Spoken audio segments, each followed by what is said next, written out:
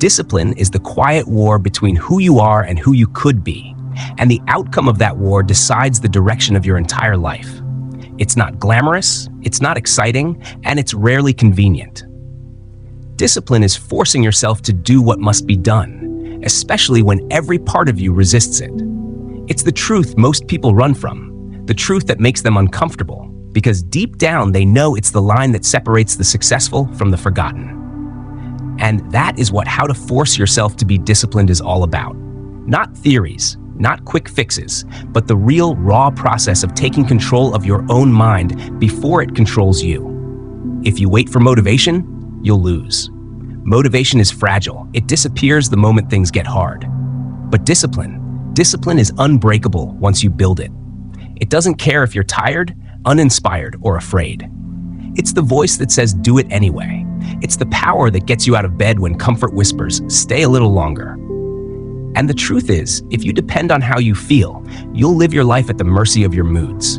You'll start when it's easy, stop when it's difficult, and end up wondering why nothing ever changes.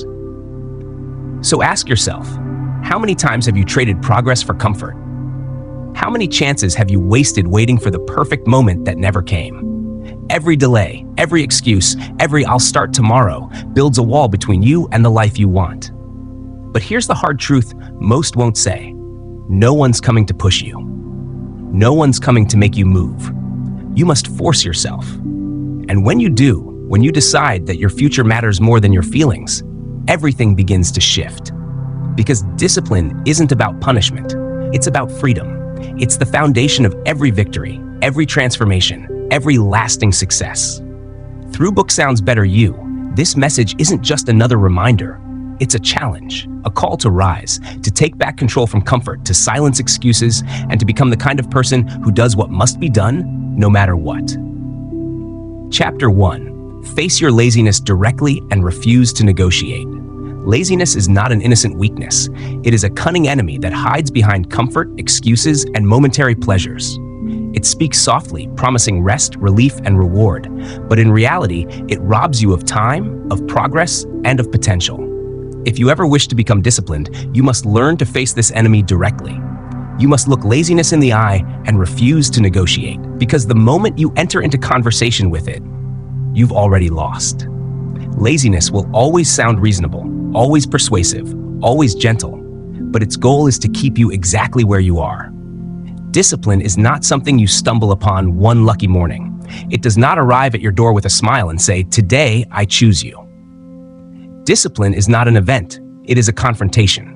It's the moment you stand in the middle of your weakness and say, "No more." It's the moment you rise from the comfort of the bed, the warmth of distraction, the safety of later, and you force yourself to act, not because you want to, but because you must. That is the beginning of strength, when desire stops dictating your direction. When your body says, "Stay in bed," when your mind whispers you've earned a break, that is the test. And if you negotiate with laziness even once, it wins. Every single time. Laziness never tires. It never runs out of excuses.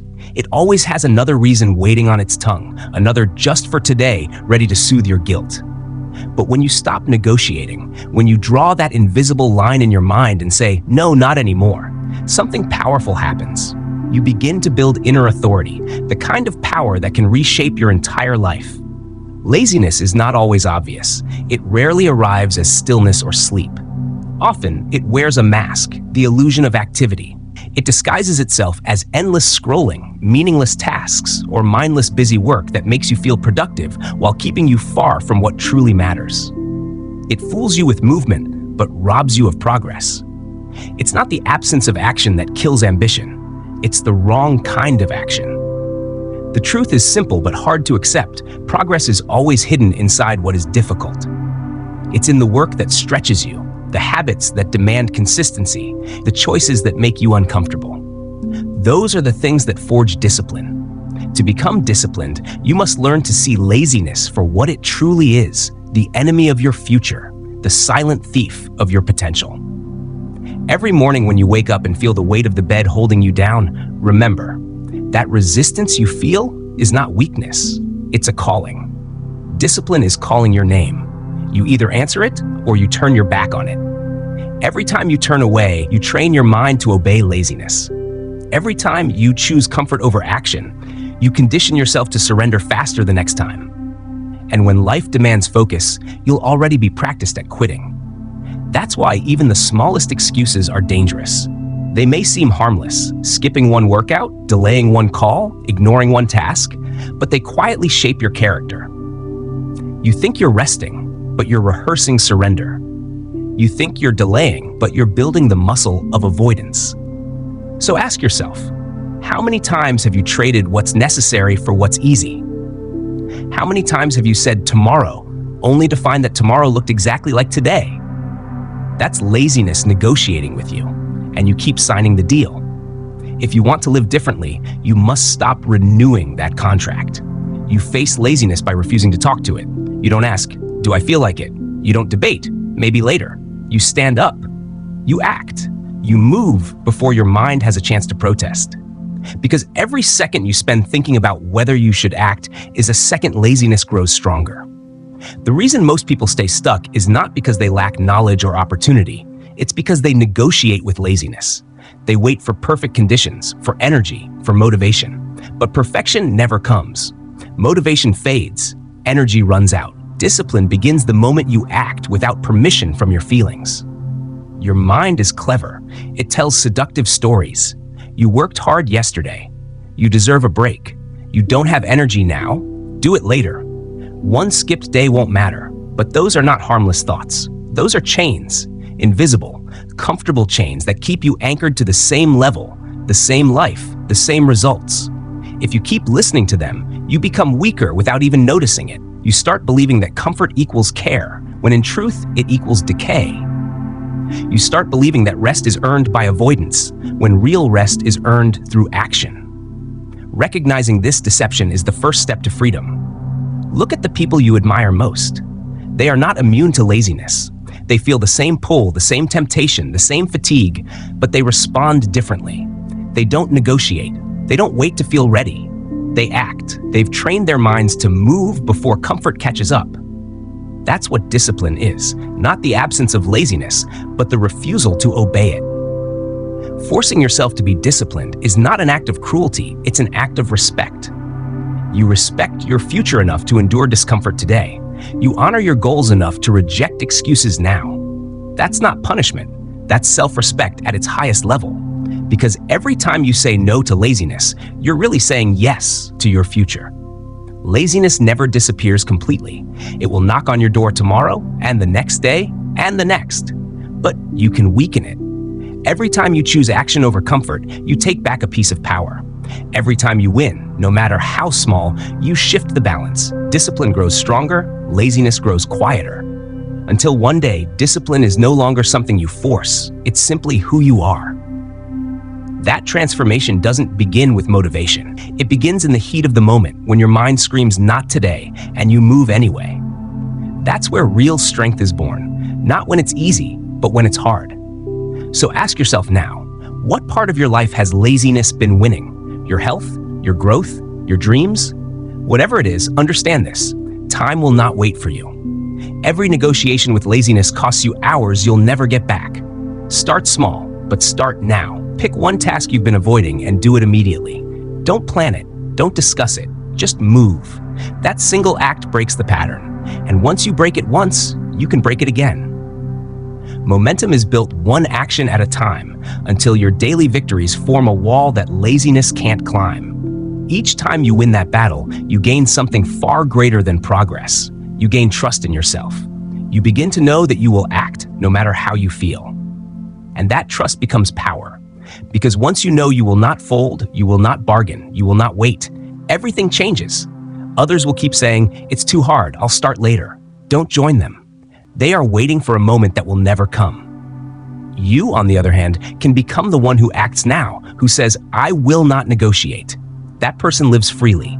That person grows. That person wins.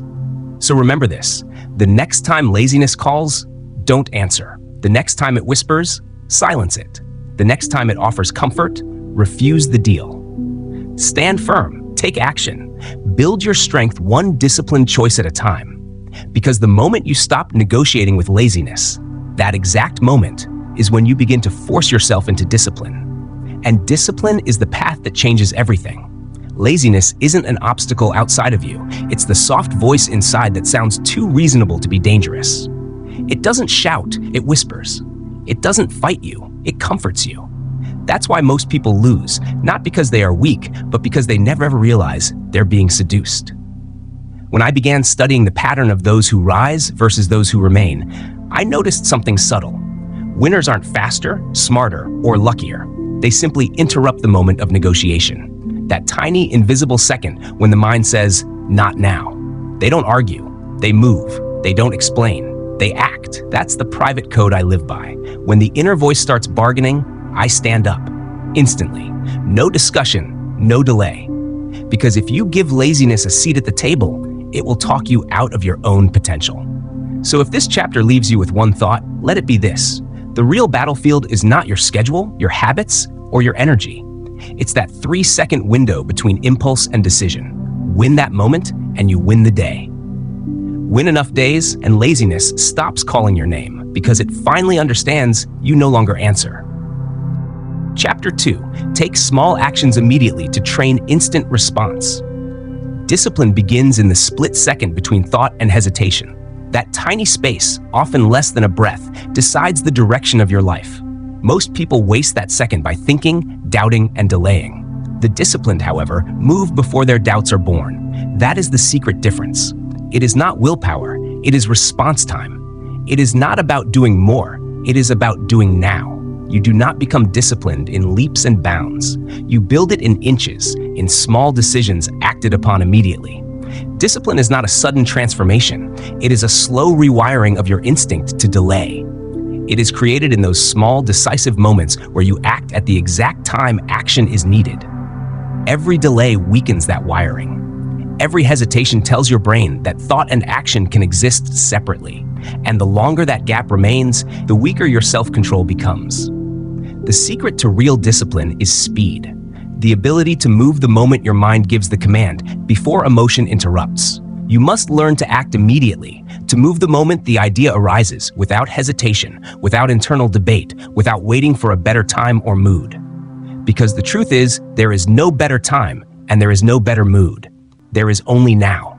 Those small, instant actions are not trivial. They are the building blocks of discipline itself. They are the silent training ground where you learn to control your own behavior without needing to negotiate with laziness or emotion. Think about it. How many moments of opportunity have slipped away from you simply because you paused? You felt the impulse to move, to create, to do something meaningful. But instead of acting, you lingered. You waited, you thought. And by the time you were ready, the moment was gone. You told yourself you'd exercise in a few minutes, but those minutes dissolved into hours and guilt. You told yourself you'd call someone tomorrow, and tomorrow turned into next week. You had an idea, but you told yourself you'd remember. And by the next morning, it had vanished from memory like smoke. Those tiny pauses might seem harmless, but they are what condition your mind to ignore its own wisdom. They are how hesitation becomes habit. And once hesitation becomes habit, discipline starts to fade. Every pause weakens the muscle of immediate response. Every delayed action quietly convinces your mind that waiting is normal. But imagine if you lived differently. If every time you thought of acting, you did. You thought of drinking water and you reached for the glass. You thought of reading and your hand opened the book. You remembered a task and you began it before your brain had time to object. That is how discipline is formed. Not through punishment, not through inspiration, through action, small, immediate, deliberate action. The pattern of moving before resistance grows creates something powerful inside you, the reflex of decisiveness. It is how you cut laziness at the root before it becomes a problem. It is how you prevent procrastination before it builds roots in your habits. The reason this works is simple. The human brain is a master of resistance. Within seconds of thinking about doing something uncomfortable, it begins to create reasons to stop.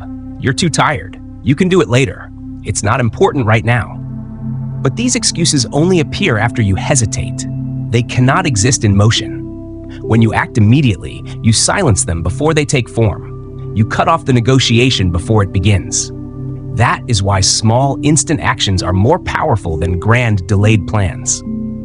Big plans often feed the illusion of progress, but only movement brings change.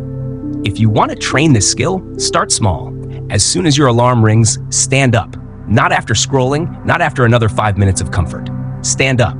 You are teaching your mind one lesson. I control my response. Apply the same rule throughout your day.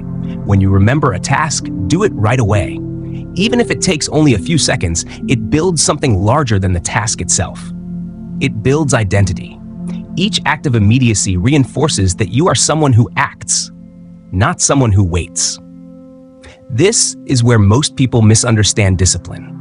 They think it is about pushing through huge challenges, but discipline begins far smaller, with the daily decision to follow through on what you already know.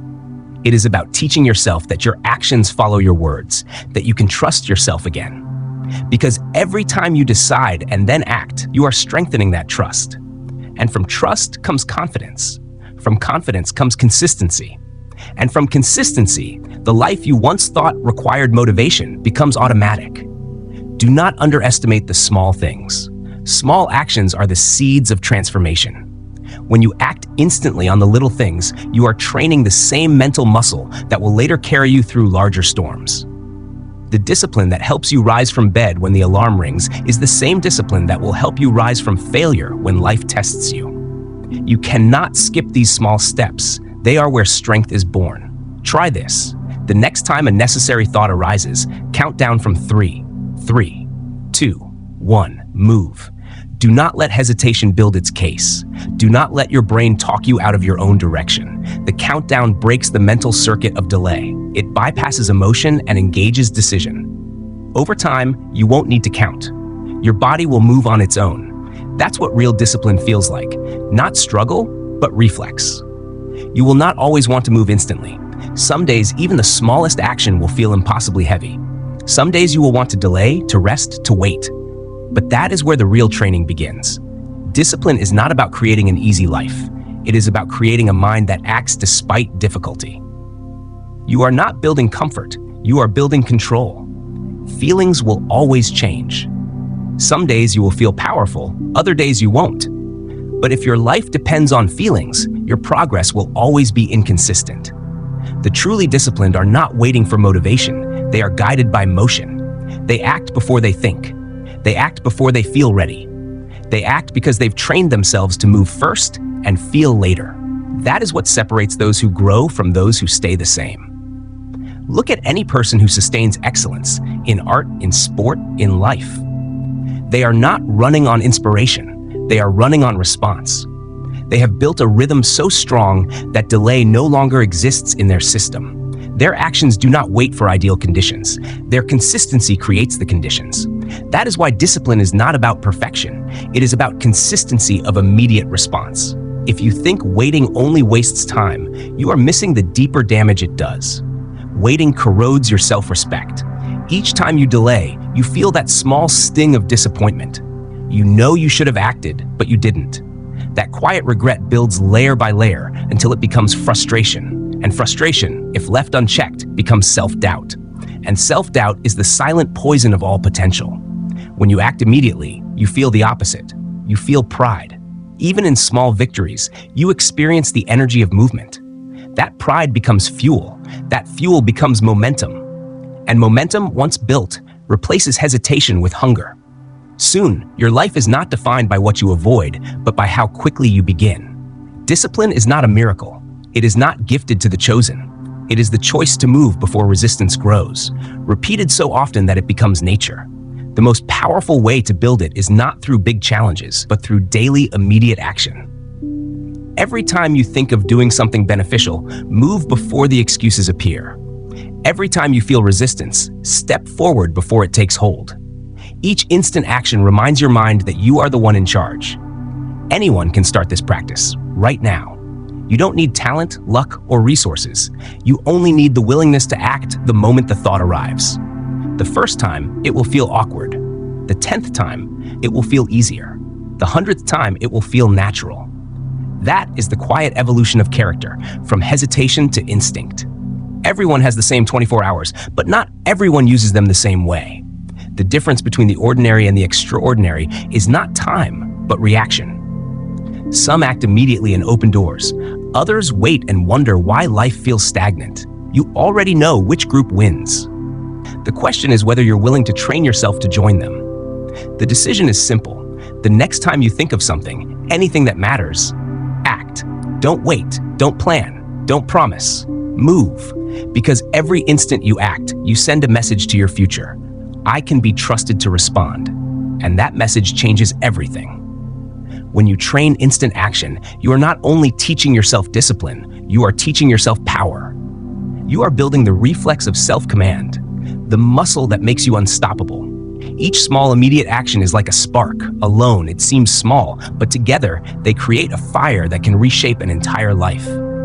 When you act now, you reclaim authority over time, energy, and opportunity. You stop existing in theory and start living in motion. So when the next decision enters your mind, do not wait. Do not think. Do not negotiate.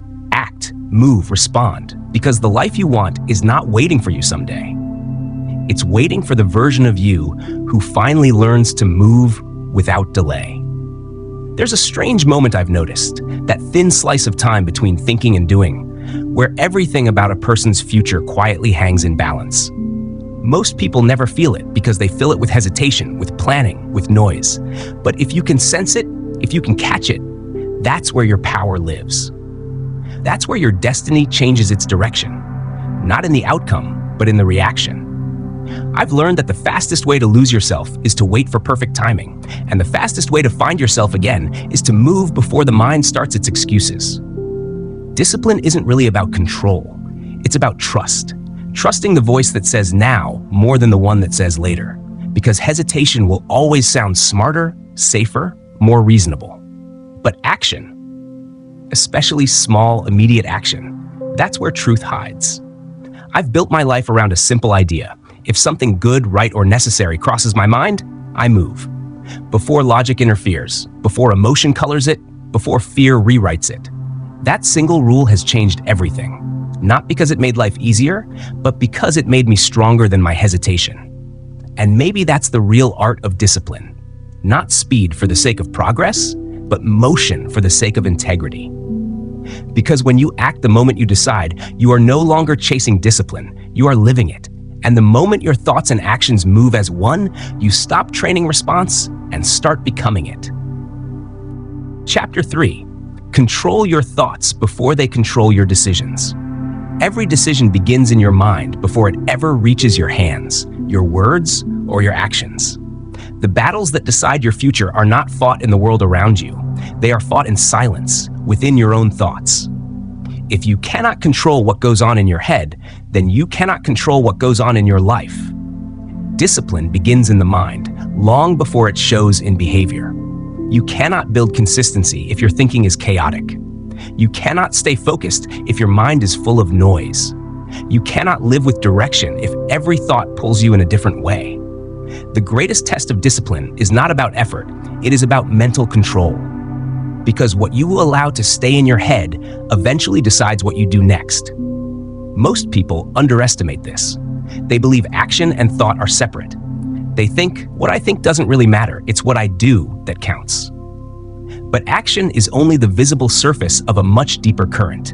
You act according to what you've been thinking long enough to believe. Every action starts as a seed of thought, and what you water in your mind will one day grow into a habit, a decision, a life. That's why you must learn to take control of your thoughts before they take control of you. The person who keeps repeating, "I'll never change," eventually stops trying. The one who says, "I always fail," never begins. Thoughts are not harmless. They are instructions to your brain, and your brain obeys them without question. The mind is always listening. It records every word you tell yourself, every image you imagine, every story you repeat. Over time, those thoughts become your internal code, the system that runs your life on autopilot. So if your thoughts are filled with excuses, fear, and doubt, that is the code your actions will follow. The good news is that you can rewrite that code at any moment. But first, you must stop living unconsciously. Most people never pay attention to what they are thinking. They drift through the day lost in loops of fear, comparison, and limitation. And because they never stop to notice, they mistake those thoughts for truth. But not everything you think is true. And that is where real discipline begins. Controlling your thoughts starts with awareness. You must become aware of the voice in your mind, not to obey it, but to observe it. Throughout your day, start noticing what you are saying to yourself. When you face a challenge, do you think, "I can handle this," or "this is too much"? When you make a mistake, do you think, "I can learn," or "I'm not good enough"? Each of these small patterns builds your mental direction. The moment you become aware, you can interrupt the pattern. You can question it instead of following it. Ask yourself, is this thought helping me or hurting me? Is it moving me forward or holding me back? That single question pulls you out of reaction and into control. Awareness gives you the space to choose. The second step is replacement. You cannot erase thoughts, but you can overwrite them. The human brain cannot hold both positive and negative focus at the same time. One will always dominate. When a destructive thought enters, you must actively replace it with a constructive one. If your mind says, "I can't do this," replace it with, "I'm learning to do this." If your mind says, "I'll fail anyway," replace it with, "If I act, I grow stronger." This is not pretending everything is perfect. It is choosing to think in a way that serves your progress. You are not lying to yourself. You are redirecting your focus. Every replacement thought you plant weakens the old one that once controlled you. Over time, the brain begins to default to your new pattern because that's what repetition does.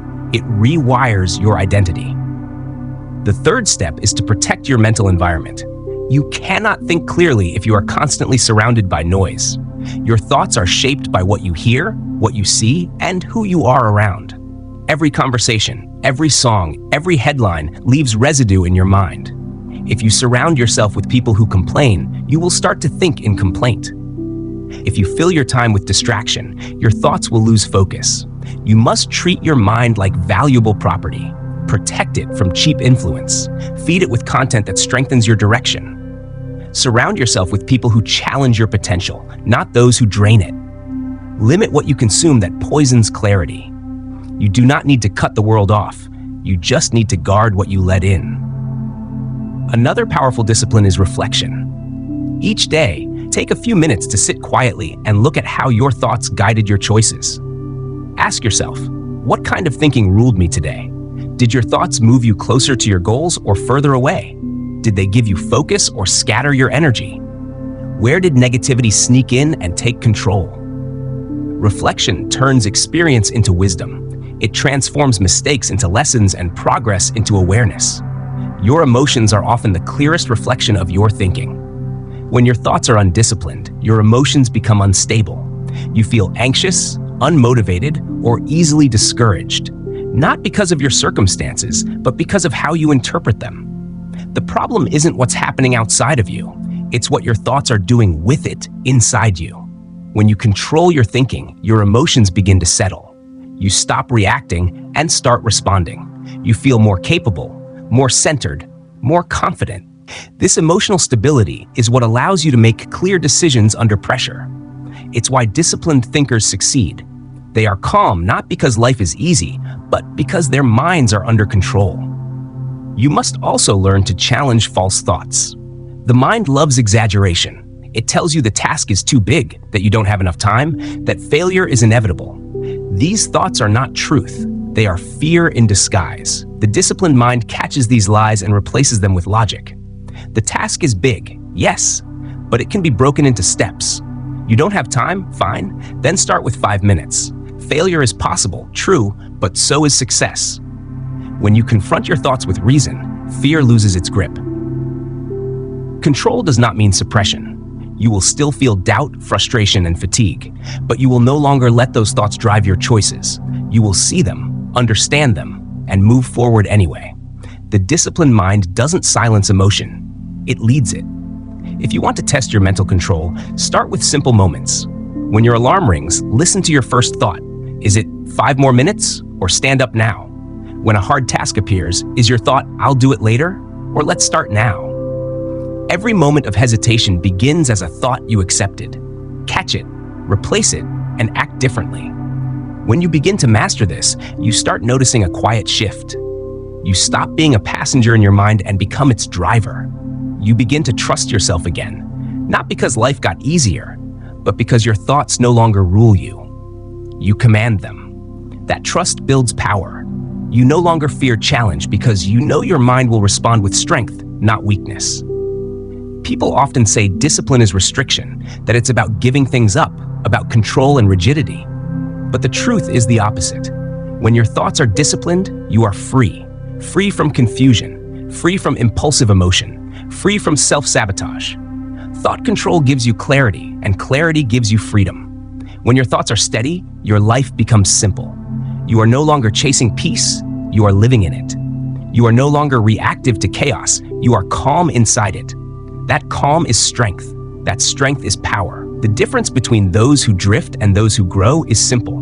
The ones who drift let their thoughts lead them into distraction. The ones who grow lead their thoughts into direction. From this moment forward, treat your thoughts as the architects of your life. Choose them deliberately. Feed them wisely. Filter them ruthlessly. Each thought that enters your mind is a visitor, and you decide who stays. Some thoughts build, others destroy. Some bring focus, others bring noise. Some lift, others drain. You must learn the discipline of selection. When a thought of weakness appears, don't host it, replace it. When a thought of doubt whispers, don't argue, outwork it. When a thought of fear rises, don't freeze, move through it. That is how you take control. That is how you lead your own mind. Control your thoughts before they control your decisions. Because once they do, it's no longer your life you're living. It's the life dictated by the noise you never learned to silence. The real discipline isn't about working harder. It's about thinking clearer. Once you master that, everything else follows. Every disciplined life begins with a single private victory. The moment you stop letting your thoughts talk you out of who you could become. I've learned that the mind never sleeps. It's always speaking, always suggesting, always tempting you to drift. But the disciplined don't silence the mind. They learn to command it. They decide which thoughts deserve their attention and which ones deserve to die quietly in the dark. When I finally understood this, everything changed. I stopped trying to win the world while losing the war in my head. Because the truth is simple. You can't lead your life if you can't lead your thoughts. The undisciplined mind creates noise. The disciplined mind creates power. One destroys direction. The other defines it. That's the private art of discipline. To think with purpose instead of panic. To speak to yourself like someone worth listening to. To replace mental chaos with quiet authority. When you master that, your actions no longer need force. They follow naturally. And maybe that's the real secret. Once you learn to rule your thoughts, you no longer fight for control. You are control. Chapter 4. Force repetition until your brain accepts new behavior. The human brain is not built on motivation. It's built on memory, on repetition, rhythm, and patterns that tell it what is safe, what is normal, and what to expect next. Every habit you have, every reaction you make, every default response that defines your life, all began as something you repeated until it felt natural. That is both the danger and the power of repetition. Because your brain doesn't care whether what you repeat makes you better or weaker. It simply learns to accept whatever you do most often as truth. If you repeat procrastination, it becomes instinct. If you repeat excuses, they become automatic. But if you repeat strength, discipline, and persistence, those too become automatic. That is how the human brain works. It adjusts not by what is good or bad, but by what is familiar. The more you repeat something, the more your mind accepts it as the new normal. That is how you rewire your identity. That is how discipline becomes not something you try to do, but something you are. At first, this process feels uncomfortable. You'll feel resistance. Your brain will fight you because it is loyal to what it already knows. It prefers old habits, even destructive ones, because they feel predictable. Familiarity feels safe, and the brain is wired for safety, not growth. But that resistance is not a sign to quit. It's the proof that change is beginning. When your mind argues, "This feels wrong," what it really means is, "This feels unfamiliar." Keep repeating, and that unfamiliarity fades. Think about the first time you tried to do something new. Your first workout, your first early morning, your first speech, your first attempt at discipline. It felt heavy, unnatural, maybe even exhausting. But what happened after you did it again and again? It got easier. Not because the action became lighter, but because your brain adapted. What was once foreign became familiar. That is the invisible process of rewiring. The task doesn't change. Your perception of it does. But most people never reach that point because they quit too soon. They start strong, but when repetition feels uncomfortable, they assume it's not meant for them. They mistake discomfort for a signal to stop, when in truth, it's the signal to continue. Nothing new feels natural in the beginning. Walking once felt impossible, reading once felt confusing, driving once felt terrifying. But you forced repetition until your brain accepted them. And now, they happen without thought. Discipline follows the same rule. You must push through the stage where it feels wrong, repetitive, and frustrating until your brain rewrites what it considers normal. The brain learns through rhythm, not intensity. Doing one massive effort means nothing compared to showing up daily. You could read 100 pages in a day and then skip the next month. Your brain won't change. But read 2 pages every single day and the rhythm will rewire your behavior. You could train hard once and quit for a week, or you could move your body every morning for 10 minutes. One of those builds identity, the other only exhausts it. Consistency, not intensity, creates change. The power of repetition is not in the size of what you do, but in the stability of how often you do it. The brain thrives on repetition because it needs patterns to feel secure. Each repeated act becomes a message that says, "This is who I am now." You must also remove the illusion of instant change. Most people expect to feel transformed after a few days of effort. When they don't, they quit, convinced the method isn't working. But the brain doesn't change by force. It changes by exposure. Every time you repeat an action, you leave a small trace behind. Do it again, and the trace deepens. Keep going, and those traces connect until they form a new path. That is how new behavior becomes instinct, not through passion, but through patience. If you can survive the middle stage, you will win. The middle stage is where most people fail, when progress is invisible and the work feels endless. But that is where the brain is silently adjusting, building connections, strengthening the new pattern. You can't see it, but your effort is carving new grooves into your neural map. Every repetition makes those grooves deeper, and once they are deep enough, your brain takes over. The behavior becomes automatic. Discipline is built not by doing something once in a while, but by doing it long enough for your brain to surrender to the new pattern. The person who persists past boredom, fatigue, and doubt becomes unstoppable. Not because they are stronger, but because their brain finally accepts discipline as home. Each repetition is more than effort, it's evidence. Every time you act with discipline, you are showing your mind proof that you are capable. One push-up proves you can move. One page proves you can learn. One morning of focus proves you can direct your life. Over time, these proofs accumulate until belief replaces doubt. And once your belief changes, so does your behavior. That's why persistence matters more than motivation. Motivation is emotional. Persistence is mechanical. Motivation depends on how you feel. Persistence depends on what you repeat. Repetition carves discipline into your identity. There will be days when repetition feels pointless, where you do the same thing and see no visible reward. But that is exactly where growth hides, in the invisible part of repetition. The work you don't see is what builds the structure you one day will. Repetition is like laying bricks. Each one looks insignificant alone, but step back after months, and you'll see a wall that didn't exist before. To make repetition easier, attach it to something that already exists in your routine. Link new habits to old ones. After brushing your teeth, write down 3 things you're grateful for. After pouring your morning glass of water, do 5 push-ups. After sitting at your desk, take 1 deep breath before checking your phone. These small links act like mental chains. One behavior triggers the next until repetition flows naturally. And remember to celebrate the act of repetition itself, not just the outcome. The brain loves recognition. When you acknowledge completion, even of a small task, you reinforce the loop. You tell your mind, this matters.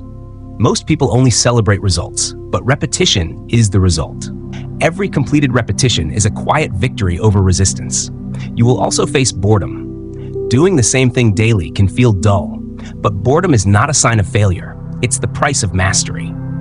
Your brain craves novelty, but novelty doesn't create transformation. Repetition does. Growth hides in the ordinary, not in the exciting. The day you learn to act without needing stimulation is the day you truly grow strong. Look closely at your current life. Everything you now do effortlessly, the way you walk, the way you speak, even the way you react under stress, all came from repetition. You did it so many times that your brain memorized it. So if repetition created your current habits, it can create new ones too. The formula never fails. The question is not whether repetition works. It's whether you'll last long enough for your brain to accept the new pattern. At first, you'll say, "I'm trying to be disciplined." But one day, after enough repetition, you'll say, "I am disciplined." That shift is not about words, it's about identity. When repetition turns behavior into instinct, you no longer rely on willpower, you simply act. If you want proof, choose one small action and repeat it every day for 30 days. No breaks, no exceptions. Wake up at the same time. Write for 5 minutes, walk for 10. Do it regardless of mood, regardless of excuses. After 30 days, you'll notice something subtle. It feels harder not to do it than to do it. Extend that to 60 days, and the habit will anchor itself so deeply that skipping it will feel unnatural. That is how repetition reshapes the brain, not by force, but by frequency. It teaches your nervous system that this is now the new normal. It stops being effort. It becomes identity. The reason most people never change is not because they lack potential, but because they never give repetition enough time to take root. They expect transformation in a week. They expect comfort in a month. But repetition is the only real shortcut. Slow on the surface, fast in its result. Because once your brain accepts a new pattern, you stop fighting yourself. Your energy is no longer spent on decision-making or resistance. You act in alignment with who you've become. That is freedom. Discipline is not a mystery. It's a neurological reality. Force repetition long enough, and your brain will eventually surrender. The habit that once required effort will one day require none. At first, you carry it. Then it carries you. That is the quiet transformation that changes everything. So do not quit when it feels unnatural. Do not stop when it feels boring. Do not pause when progress seems invisible. Keep repeating. Keep carving the groove. Keep pushing until your brain no longer argues with you. Because once it accepts the pattern, the work becomes your nature. That is how discipline is built. That is how habits become identity. And that is how ordinary repetition creates extraordinary change. Some people wait for transformation to feel dramatic, a breakthrough, a moment of revelation, a sudden surge of will. But real change doesn't come with noise. It arrives quietly, disguised as routine. It's in the mornings you show up without applause, the days you repeat what no one sees, the nights you keep the promise only you will ever know you kept. That's where I've learned discipline actually lives, not in intensity, but in rhythm. The professionals of life are not the loud ones chasing bursts of progress. They're the silent ones repeating with precision until excellence becomes reflex. Repetition is their language. Consistency is their weapon. And maybe that's what separates those who evolve from those who remain. One group waits to feel ready. The other forces repetition until readiness no longer matters. Because once your brain accepts discipline as familiar, effort becomes identity. You no longer fight to act right. You simply act as who you've become. That's not habit anymore. That's transformation wearing its quietest face. Chapter 5. Replace negative self-talk with strict self-direction. The voice inside your head decides more about your life than any circumstance outside it ever will. Every word you whisper to yourself becomes a command, and your body, your emotions, your habits, they all obey.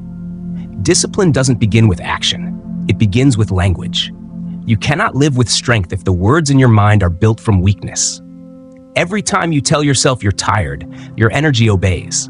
Every time you say you can't, your potential withdraws. Every time you repeat doubt, your mind programs fear. The human brain follows the sound of its own language. If the voice inside you is uncertain, scattered, and negative, your life will mirror that confusion. But if that inner voice becomes clear, precise, and firm, your actions will follow with power. Discipline begins with how you speak to yourself. You must learn to replace destructive self-talk with strict self-direction, a way of communicating with yourself that is not emotional, not indulgent, but commanding. You must become the leader inside your own head, not the critic that destroys you. Negative self-talk doesn't always scream. It whispers. It tells you that you aren't ready. It reminds you of your failures. It disguises itself as kindness, saying, "Take a break, you've done enough." It convinces you that comfort is care. But every time you agree with those thoughts, you reinforce weakness. And weakness, when repeated often enough, becomes identity. The mind follows the words it hears most often. So the question isn't whether you talk to yourself. You always do. The question is, what kind of voice are you listening to? Strict self-direction is the antidote. It means taking command of your own inner dialogue, refusing to speak from emotion, and replacing it with clarity and authority. Instead of telling yourself, "I can't," you say, "Do it now." Instead of "I don't feel like it," you say, "Begin anyway." Instead of "maybe tomorrow," you say, "Today, right now, without delay." This is not about pretending everything is easy. It's about refusing to speak weakness into existence. Your words must match the standards you expect from yourself. You cannot speak like a victim and act like a victor. You cannot talk like you doubt and live like you believe. Your brain responds to tone. It understands clarity more than hope. If you say, "Maybe I should do this," your body hesitates. But if you say, "I must do this now," your body follows. The difference is not in the thought, it's in the command. Vague language feeds hesitation. Clear orders trigger motion. That's why strict self-direction matters. It builds discipline through precision. Speak to yourself as a commander, not as a passenger. Tell your mind what to do and when to do it. The brain craves direction. It doesn't want endless discussion. It wants certainty. And certainty begins with words. The first step is awareness. You must notice how you talk to yourself. Most people never realize the poison running through their own thoughts. They wake up already repeating weakness. "I'm tired. I don't want to. I can't do this." They say it so often that it becomes their default setting. But once you notice those phrases, you can disrupt them. The second step is immediate replacement. You cannot leave a negative phrase unchallenged. The mind fills silence with the familiar, and if the familiar is doubt, doubt will return. So when you catch yourself saying, "I can't," replace it immediately with a command. Do one step right now. When you say, "I don't feel like it," replace it with, "Stand up and start." When you say, "It's too hard," replace it with, "Well, we'll deal with." Break it down and move forward. Every replacement is a rewiring. Each time you issue a firm command, you overwrite hesitation with strength. Over time, your brain begins to treat those new words as truth. The third step is precision. Weak language often hides behind vagueness. Phrases like, "I'll try" or "I'll see how I feel." These are traps. They give your mind room to escape responsibility. Strict direction leaves no gaps. It says, "Write one page now. Run for 10 minutes. Finish this before you rest." Clear commands eliminate excuses before they're born. Firmness is essential. You cannot lead yourself with soft orders. The brain respects authority, not negotiation.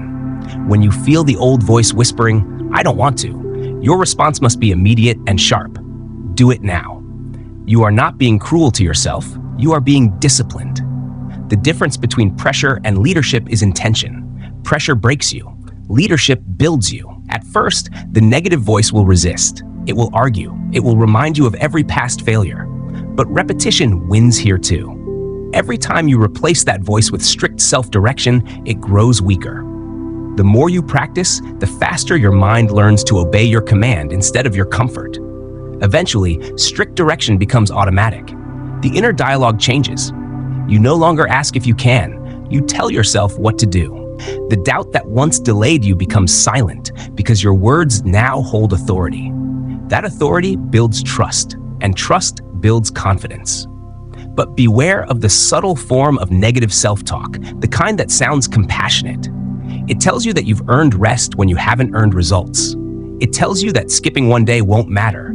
It says you'll do better when you feel better. These thoughts sound soft, but they are traps. They disguise stagnation as self-care. Strict self-direction sees through the disguise. It says, rest is earned, not given. It says, tomorrow doesn't improve unless today is used. It says, feelings don't decide, actions do. That is how you separate truth from comfort.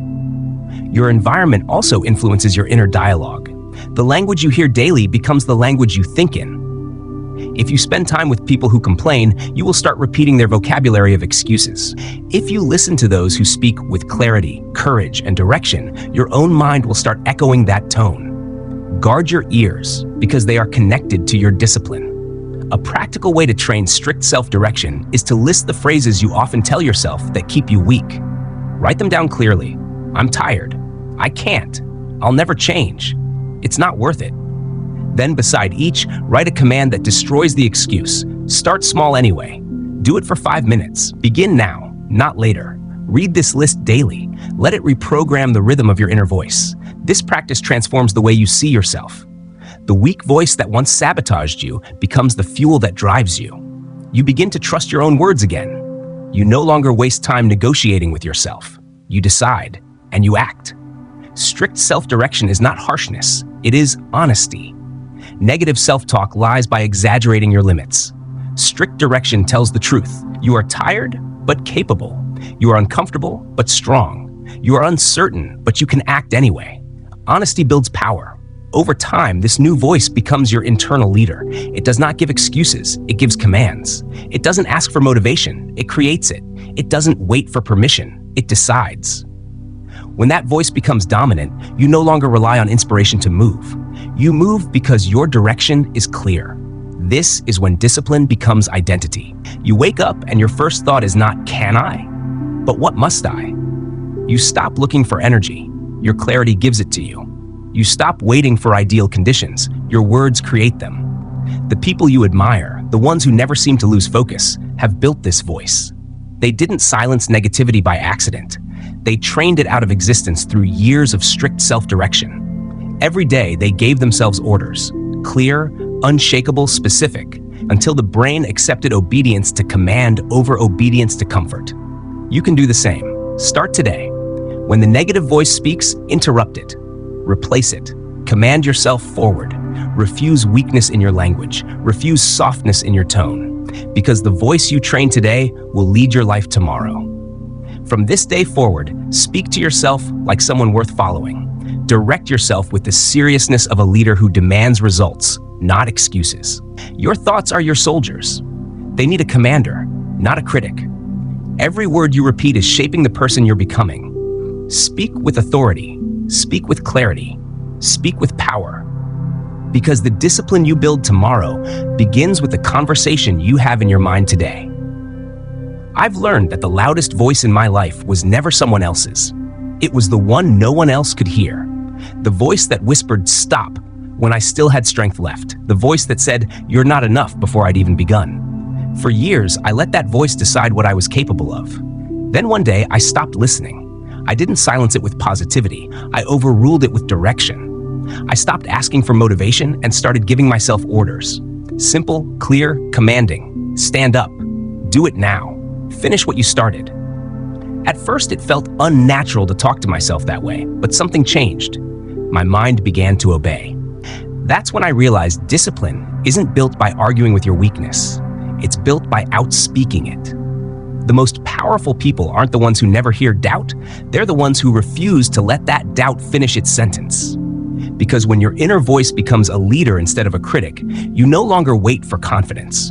You create it, word by word, command by command, until the sound inside your head is no longer against you, but for you. Chapter 6. Use pressure to act when comfort pulls you back. Comfort is the quiet assassin of discipline. It doesn't break you with pain. It lulls you with ease. It doesn't warn you before it takes your edge. It gently tells you to rest a little longer, to slow down, to take it easy. And you listen, because it feels kind. Comfort is patient. It will wait as long as it takes, feeding you small doses of relief until your hunger to grow disappears completely. What makes comfort dangerous is not how it feels, but what it costs. The silent erosion of ambition, the decay of standards, the slow, unnoticed death of purpose. Pressure, on the other hand, is the opposite force, the invisible weight that wakes you up, that sharpens your senses, that makes you move when your body would rather stop. Pressure is not punishment. It's the signal that something important is at stake. It's the sound of responsibility calling your name. It's the proof that you are still alive, still in the game, still fighting to rise. You've felt it before, the day a deadline loomed and you worked faster than you thought possible. The moment you had no time left and somehow performed at your absolute best. That wasn't luck, that was pressure. It unlocked a version of you that comfort had hidden. It stripped away hesitation and forced focus to the surface. It didn't make you different. It revealed who you already were beneath the noise. The tragedy is that most people never access that version of themselves until they're cornered. They wait for external forces, for the crisis, the deadline, the consequence, before they move with urgency. They live as if pressure is something to avoid, not something to create. But the disciplined know better. They manufacture their own pressure before life forces it on them. They build structures that leave no room for comfort to take control. Because comfort is not just about relaxation, it's about delay. And delay has a way of convincing you that tomorrow will somehow be different, that you'll have more energy, more time, more clarity. But you won't. Tomorrow is built from the same habits you practice today. If you don't act under pressure now, you will never act later.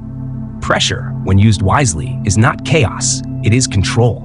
It gives shape to your time, it gives meaning to your goals, it gives urgency to your effort.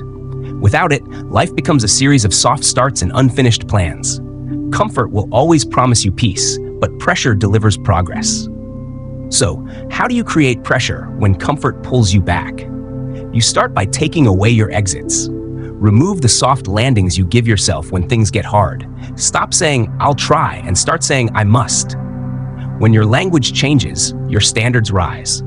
When your standards rise, your discipline grows. You also use deadlines, not open-ended goals that stretch into eternity, hard, specific timelines that create urgency.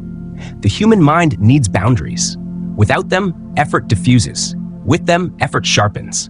The closer the clock, the clearer the focus. The best performers in the world aren't addicted to pressure by accident.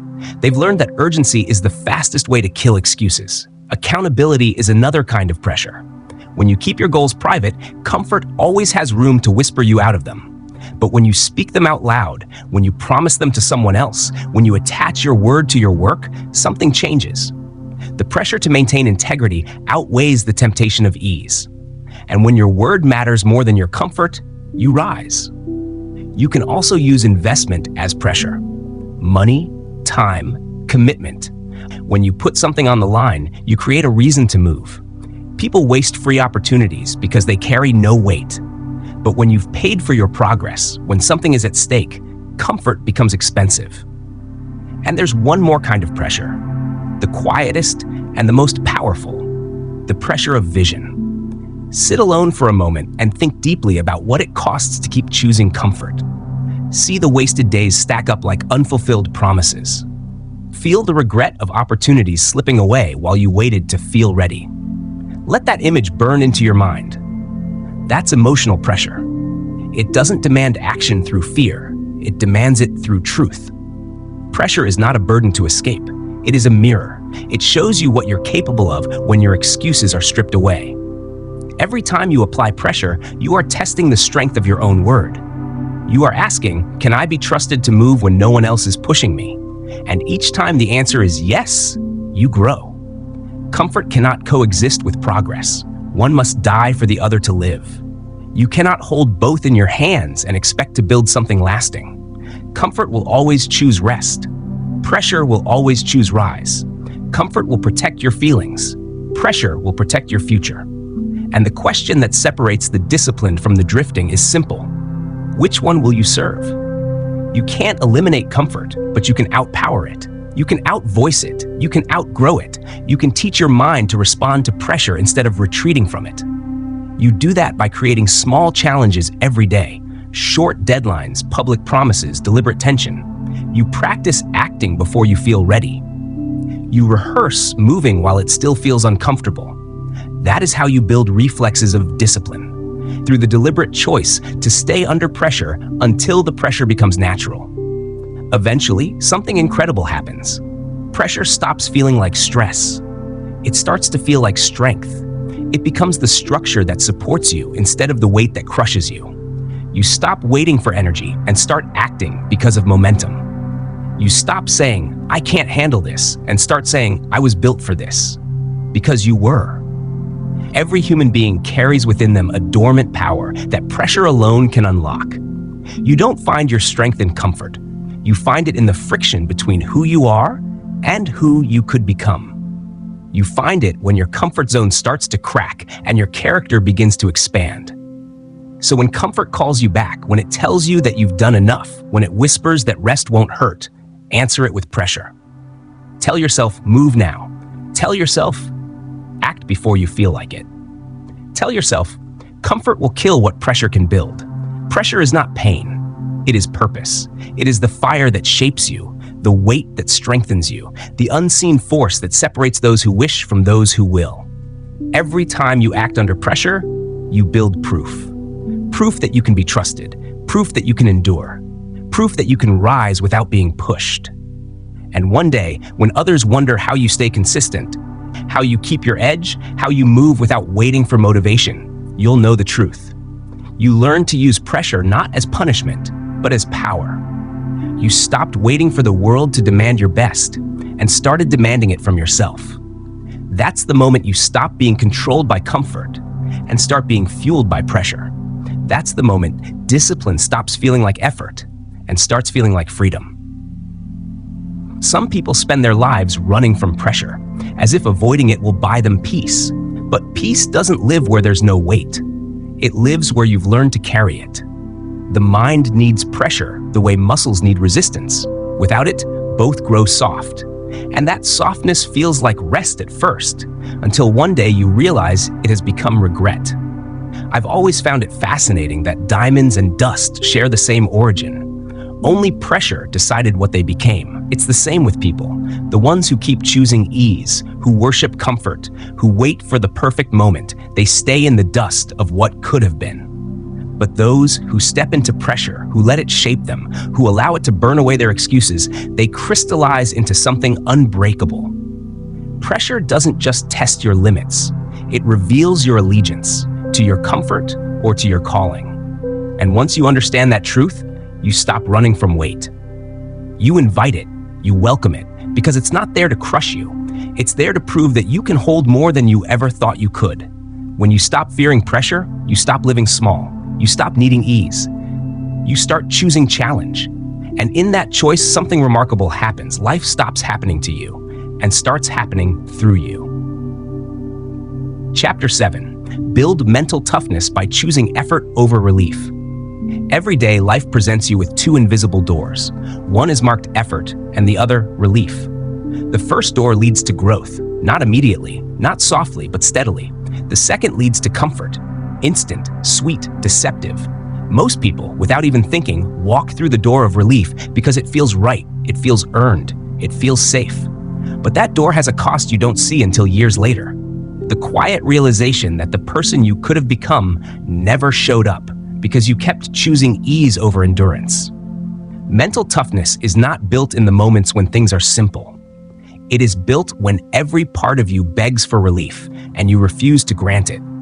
It is built in the decision to move when comfort tries to hold you still, to continue when logic says stop, to persist when fatigue whispers you've done enough. The disciplined life is not about having superhuman willpower. It's about learning to love the struggle that others escape. Every time you choose effort, you are teaching your mind a lesson. That pain is temporary, but pride is permanent.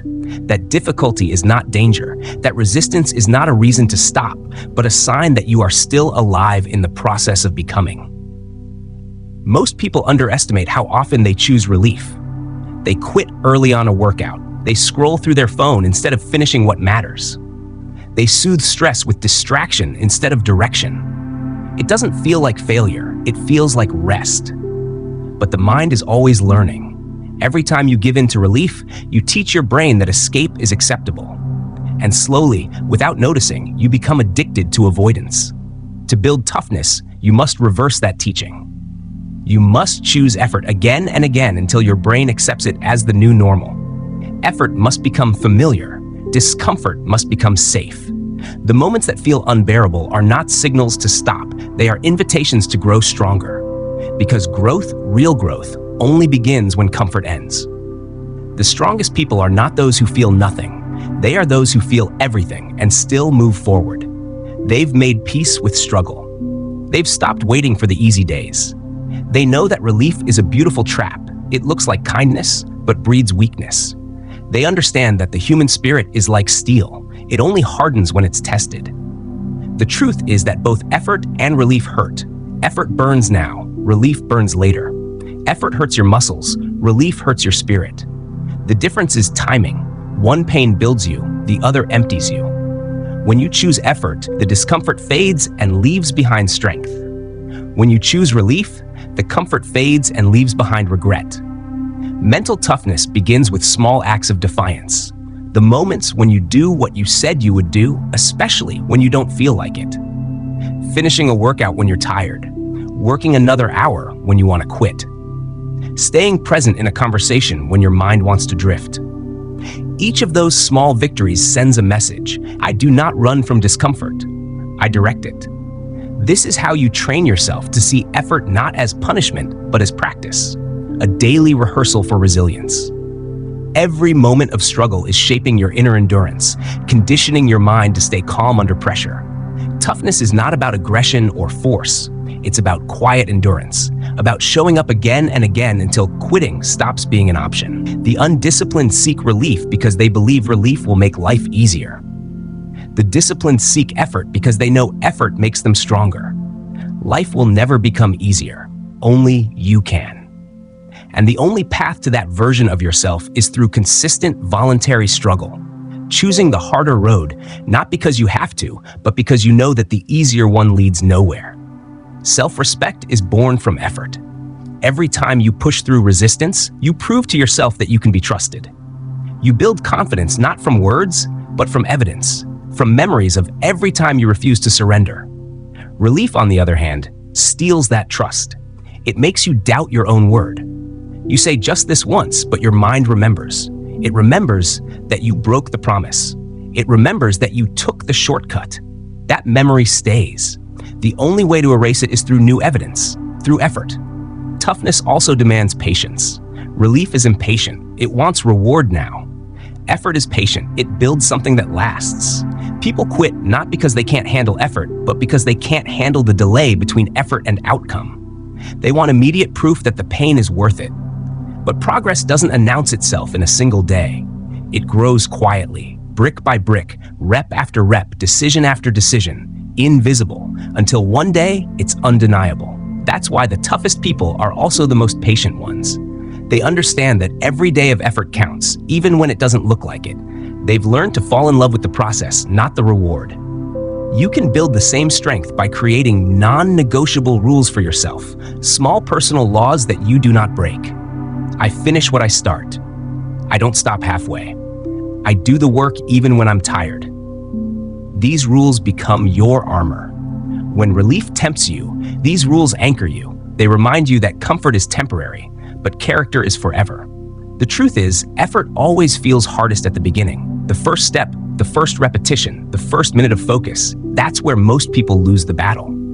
But if you push past that initial resistance, the body adjusts, the mind aligns, and momentum begins to carry you. The discomfort fades into rhythm. The rhythm becomes flow, and flow feels like freedom, the freedom that comes from mastery. The people who see effort as punishment are the ones who never grow beyond average. But those who see effort as training, who understand that every repetition is building mental armor, those are the ones who cannot be broken. Because they've learned something simple yet powerful. Comfort doesn't create confidence. Effort does. When you are exhausted but you stay the course, you grow. When you are afraid but take the next step anyway, you grow. When you want to quit but you finish with integrity, you grow. These are the moments that shape your identity. Moments where you prove, silently but permanently, that your strength is not negotiable. If you truly want mental toughness, stop waiting for hard times to test you. Create effort deliberately. Seek the strain. Add resistance. Wake up earlier. Work longer. Demand more of yourself when no one else is watching. Each of these decisions is a vote for your future resilience. You're not punishing yourself. You're preparing yourself. Because when life eventually forces pressure on you, you'll already be trained for it. Relief feels good but builds nothing.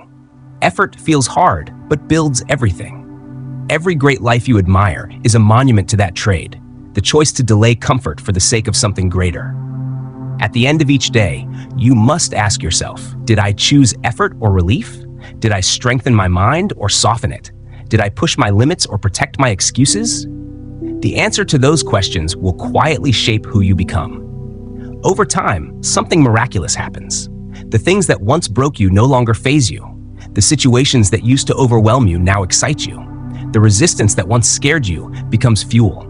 That's mental toughness, not the absence of fear or fatigue, but the ability to keep moving through them with purpose, without apology. So when the voice of relief calls, when it tells you you've done enough, when it promises ease, when it tries to lull you into softness, remember this: the road to greatness is not paved with comfort, it's carved with effort. Relief feels good today, but effort builds tomorrow.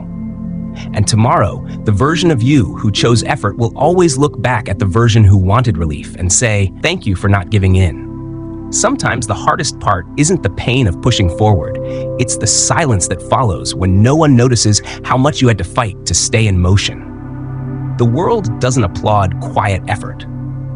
It doesn't see the moments when your hands tremble, when your chest tightens, when everything inside you begs for release. But those are the moments that decide who you become. I've come to understand that relief is a beautiful liar. It smiles as it takes from you. It promises peace but steals power. It feels soft in the moment but leaves you hollow later. Effort, on the other hand, feels brutal at first but honest. It never deceives you. It gives you exactly what you earn. And maybe that's why I've learned to lean into it. Not because it's easy, but because it's real. There's a strange kind of serenity in choosing the harder road. It's not the peace of comfort. It's the peace of knowing you didn't quit on yourself. That kind of peace stays long after the effort is over. It stays in your spine, in your breath, in the quiet pride that no one else can take away. Effort doesn't just build strength, it builds self-trust. And once you trust yourself to keep going when every part of you wants to stop, you realize toughness was never something to find. It was something to remember. Chapter 8. Fight impulses by reminding yourself of long-term pain. Impulses are the invisible hands that quietly pull you away from everything you said you wanted. They don't announce themselves. They don't shout. They whisper. They whisper that you deserve to rest, that one bite won't hurt, that you can start again tomorrow. And in that whisper, they steal your strength piece by piece. You don't notice the theft until it's too late. Until the weeks have passed, the goals have faded, and the pride you once carried has turned into guilt you can't shake. That is the danger of impulses. They feel innocent, but they are not. They are the silent destroyers of progress, momentary pleasures that disguise themselves as harmless decisions. The impulse to skip a workout, to sleep a little longer, to scroll instead of focus, to delay what matters most. Each one feels like nothing on its own, but together they build the very walls that trap your potential inside a small, comfortable cage. You see, the mind loves the present moment. It chases what feels good now and avoids what feels hard. But discipline lives on the opposite side. It lives in the future, in the patience to delay satisfaction, in the awareness that what feels uncomfortable now often becomes what feels meaningful later. When you obey every impulse, you live only for now, and now will betray you every single time. The secret is not to fight impulses with willpower alone, because willpower fades, but to fight them with perspective. When the impulse appears, you must train yourself to step outside the moment, to see beyond the fog of temporary comfort, and ask a simple question. If I give in right now, what will this cost me tomorrow? Because there is always a cost. You might not feel it immediately, but it comes. It comes as regret, as weakness, as the slow erosion of self-respect. That's the pain impulses never show you in advance. The long-term pain of knowing you traded your future strength for a moment of relief. You felt it before, haven't you? That heavy silence after you've broken a promise to yourself. The one that whispers, you did it again. The satisfaction fades quickly, but the disappointment lingers. That is the trade impulses always demand. A few minutes of pleasure for days or even years of regret. If you want to master discipline, you must reverse the equation. You must feel the pain before it arrives. Picture it vividly, not as an abstract idea, but as a future reality. See yourself a month from now, standing in front of a mirror, frustrated that nothing has changed because you kept choosing comfort. See yourself waking up tomorrow, realizing that the work you delayed has piled into something overwhelming. See yourself 5 years ahead, still wishing you had started when you first felt the impulse to quit. Let that image burn in your mind. When you can feel the weight of tomorrow's pain in today's temptation, you begin to take control. You begin to fight impulses not as random urges, but as predictable traps. Because that's what they are, patterns. They appear in the same situations. When you're tired, when you're stressed, when you're bored, when life feels heavy. The same triggers lead to the same choices, and the same choices lead to the same regret. Awareness is your first weapon. The moment you recognize the impulse, you create distance between it and you. That distance, that tiny pause, is where your power lives. In that pause, you can decide not to obey. You can decide to remind yourself of the long-term pain that follows comfort and the long-term pride that follows discipline. The second weapon is replacement. Don't just tell yourself no. Replace the impulse with action. If you feel the urge to skip your work, start by doing just 2 minutes of it. If you feel the urge to eat something unhealthy, drink water first. If you feel the urge to procrastinate, move your body, change your physical state. The goal is not to suppress the impulse, but to redirect its energy into something useful. Every time you do this, you rewire your brain. You teach it that the urge is not a command, it's just noise. Over time, those small victories accumulate. You begin to trust yourself again. You begin to see impulses as tests, not threats, as opportunities to strengthen your control. And the irony is this: the more you fight impulses, the less they fight you.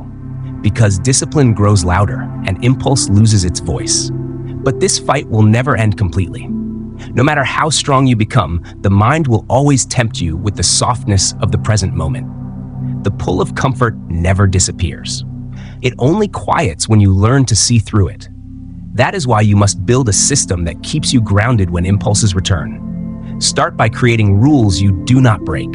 Not flexible guidelines. Rules that protect your integrity when your emotions waver. Rules like I finish what I start. I don't negotiate with comfort. I never skip twice. These rules become your armor when temptation strikes. They remove decision-making and replace it with identity. You are no longer someone deciding whether to act. You are someone who acts. And remember this: impulses are temporary, but identity is permanent. When you act according to the person you want to become, not the urge you currently feel, you prove to yourself that you're in control. That proof builds self-respect, and self-respect is the foundation of discipline. When you obey every impulse, you lose that respect, not because you failed the task, but because you broke your own word. Nothing hurts more than realizing you can't rely on yourself. But the moment you resist an impulse, even a small one, you win back that reliability. You show yourself that your higher mind still commands the lower one. This is the true meaning of strength. Not the absence of weakness, but the ability to control it. Not the absence of desire, but the power to delay it. Every time you resist, you reinforce that strength. You will face impulses every day. They will come in new disguises, as fatigue, as fear, as comfort, as convenience. But the principle never changes. When the impulse comes, pause. Picture the pain that follows if you surrender. Picture the pride that follows if you resist. Let the image of tomorrow weigh heavier than the desire of today. Then act, move, do what must be done. At first it will feel like war. The body will resist, the mind will negotiate. You'll hear the old voices, just this once. It doesn't matter, you deserve it. But if you endure, if you hold the line for just a few minutes, something powerful happens. The impulse fades. The fog lifts. You realize you didn't need the relief. You needed the victory. That victory becomes addictive. Soon, you stop craving comfort and start craving control. You stop chasing the feeling of ease and start chasing the feeling of power. The power that comes from knowing you can command yourself. That transformation is what separates those who grow from those who stay the same. Understand this. Every act of discipline you've ever admired was built on the ruins of impulses someone refused to obey. Behind every strong mind is a battlefield of resisted temptations. Behind every great achievement is 1,000 quiet decisions to choose long-term vision over short-term pleasure. So the next time you feel an impulse rise inside you, that pull to give in, to ease up, to quit, remember, it's not just a small decision. It's a defining one. It's the moment that decides whether you stay trapped in cycles of regret or move toward the freedom of self-control. You have two kinds of pain waiting for you: the pain of effort now or the pain of regret later. One sharp and brief, one dull and endless. Choose the one that builds you, not the one that breaks you. Because impulses will always exist. They will whisper, they will tempt, they will beg for your attention. But you have something stronger: the awareness of their cost. The knowledge that comfort always collects its debt in the currency of your potential. So when the next impulse comes, pause, breathe, project forward. See the version of yourself who gave in and the version who resisted. One carries regret, the other carries strength. One repeats the same mistakes, the other repeats discipline until it becomes identity. Choose wisely. The disciplined life is not built on the moments you feel inspired. It is built on the moments you feel the urge and still choose control. That is how you become unshakable. That is how you build a life you respect. And that is how you turn every battle with impulse into a victory that strengthens your future. Because discipline is not about suppressing desire. It's about mastering it. And mastery begins the moment you remember this truth. What feels easy now often becomes what hurts most later. But what feels hard now becomes what frees you forever. When I think about the hardest battles I've ever fought, they were never with the world. They were with myself. The quiet wars inside the mind, the moments when I knew what I should do, but every fiber of me wanted to escape. That's where real character is built, not in the spotlight of success, but in the invisible seconds where impulse collides with intention. Because in those moments, no one is watching, no one will applaud, and yet those tiny unseen choices are what decide the direction of your life. I've come to realize that strength isn't loud. It's not the roar of motivation. It's the whisper that says no when the body screams yes. It's the pause before reaction, the breath before surrender, the decision to remember the pain you'll feel tomorrow before chasing the comfort that fades tonight. You cannot silence impulses forever, but you can outgrow them. You can become the kind of person who doesn't need to fight as often because your default becomes discipline. Your mind becomes sharper, your standards higher, your words truer. And in that quiet transformation, you earn something no impulse can ever offer: freedom. The kind of freedom that comes when you can trust yourself completely. The kind of freedom that makes you unbreakable in a world addicted to easy choices. The kind of freedom that whispers, I am no longer ruled by what I feel. I am guided by what I choose. That is the moment you stop living at the mercy of your impulses and start living by the power of your purpose. And that, right there, is where discipline stops being something you practice and becomes the person you are. Chapter 9. Direct your energy only toward tasks that truly matter. Every morning you open your eyes, you are handed a finite amount of power. Not in money, not in time, but in energy. That invisible fuel decides everything. It decides what you build, how far you go, and who you become. And yet, most people spend it carelessly, leaking it through trivial worries, endless distractions, and invisible habits that consume everything but create nothing. Discipline isn't just about forcing yourself to act. It's about directing your action, ensuring that every ounce of your effort flows towards something that actually matters. Because if you don't choose where your energy goes, the world will choose for you. And the world will always choose noise over meaning. You can spend the entire day moving, talking, replying, clicking, reacting, and still go to bed feeling empty. That's the paradox of modern life. So much motion, so little progress. People mistake exhaustion for productivity. They work hard without working right. They say yes to everything, trying to please everyone, and in doing so, they betray the one person who truly matters, themselves. A disciplined mind understands that energy is currency, and where you spend it determines your future. The first act of mastery is clarity, knowing exactly what deserves your energy and what does not. Ask yourself, what truly moves my life forward? What actions build the foundation of who I want to become? The answers are never many. In fact, the more important something is, the fewer of them there are. And once you identify those few, everything else becomes noise. Discipline is the art of guarding those few things with the seriousness of survival. Every day, distractions line up like thieves. Notifications buzz, messages demand attention, someone's opinion appears on a glowing screen, and before you realize it, your mind is scattered into 1,000 fragments. Focus is gone, direction is gone, and the day ends, not with fulfillment, but with fatigue. You did everything except the things that mattered most. You can't live that way and expect progress. The disciplined person does not drift. They decide.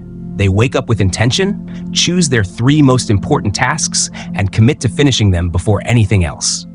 Not because they feel inspired, but because they understand a simple truth.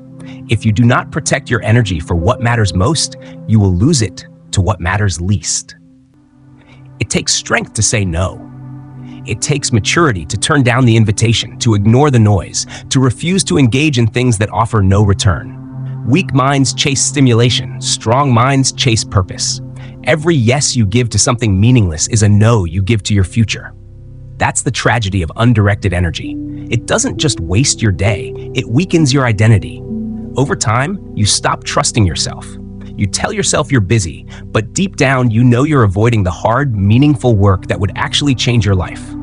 Real discipline is ruthless prioritization, not of time, but of purpose. To reclaim your energy, you must first confront where it leaks.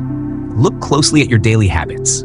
Track your attention like money. Where does it go when no one's watching? How much do you spend on trivial content, on gossip, on overthinking? The awareness will sting, but that sting is necessary, because until you know where you waste energy, you'll never know how to save it. Once you see it clearly, you begin to redirect, not with guilt, but with intention. Every time you catch yourself reaching for the meaningless, stop. Ask, does this build me or drain me? If it drains you, walk away. Energy is sacred, protect it like oxygen. The disciplined person doesn't rely on willpower alone. They build boundaries. They schedule deep work when their mind is sharpest and guard that window like their life depends on it. Because it does.